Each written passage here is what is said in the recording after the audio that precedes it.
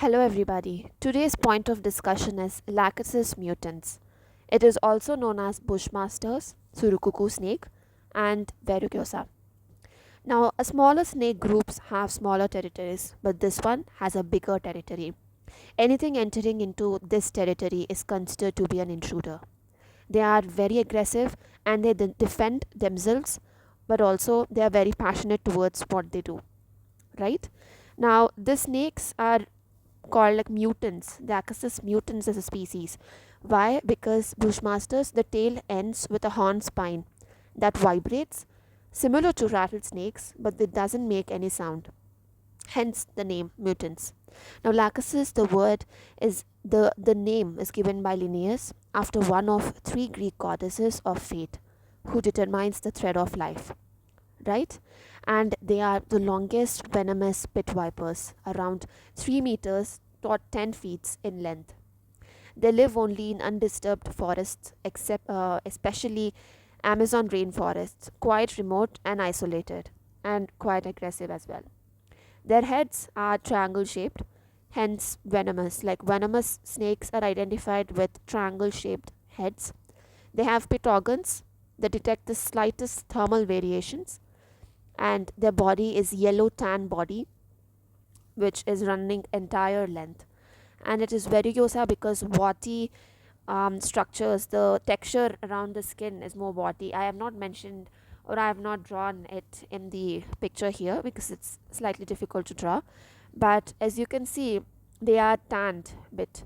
If you see the pictures, the snake, the head and the spine, I mean the horn spine, everything is slightly tinted with, brownish color, and they are mostly coiled, and they are ready to strike whenever anything disturbs them, right? So this is an introduction to it. As you can see, you have ball of Hygeia and rod of Asclepius. These are the medical symbols involving snakes that are still used today. So snakes go back to the traditional and religious aspects to the scientific aspects as well. So that is a rod of Asclepius and ball of Hygeia, right? So this will be the introduction of Lachesis, right? And this will take so many, videos to complete this drug, right from the sphere of action to the remedy relationships and the modalities and particulars, everything.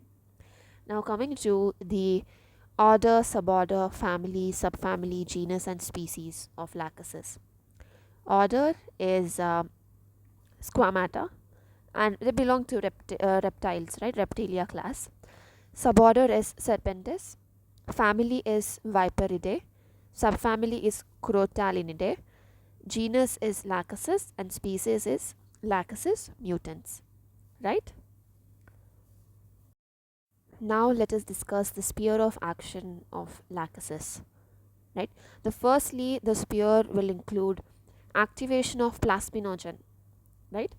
Plasminogen activation is the first thing, and the second one is coagulant activation, right?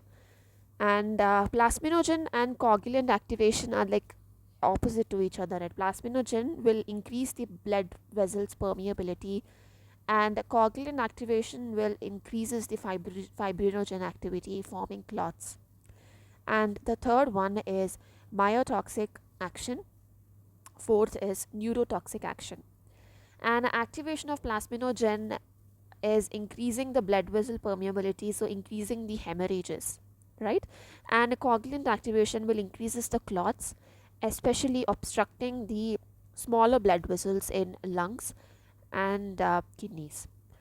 And both of them, the activation of plasminogen and coagulant activation, both combined will cause a lot of local and systemic affections, hence resulting in hemorrhagic diseases, right? Hemorrhagic diathesis is a important thing of Lachesis.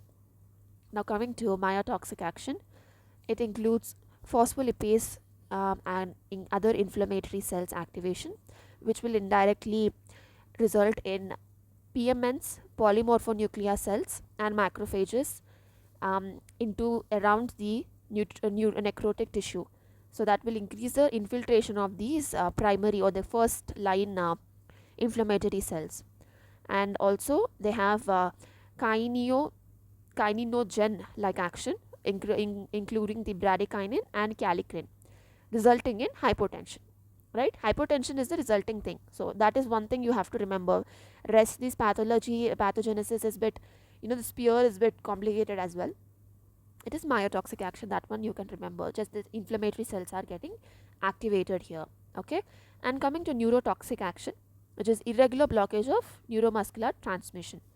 Also you have affections to the vagus nerve and pneumogastric nerve affections are there, so that will that itself is a big nerve, right? It affects all the parts it is passing through, like example larynx, hence it is irritating the larynx and throat and everything, that will result in choking and spasmodic dyspnea. So again a very common symptom of Lachesis. Nothing can be around the neck, they want, they shouldn't have any tight bandage around the neck, so that is a symptom, right? Just remember that it has plasminogen activation and coagulant activation, myotoxic action where it will result in necrosis, and neurotoxic action, right? These four things are the important spear of Lachesis. Now it's a polycrust remedy.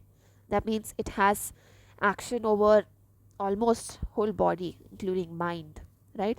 So that itself is an important thing.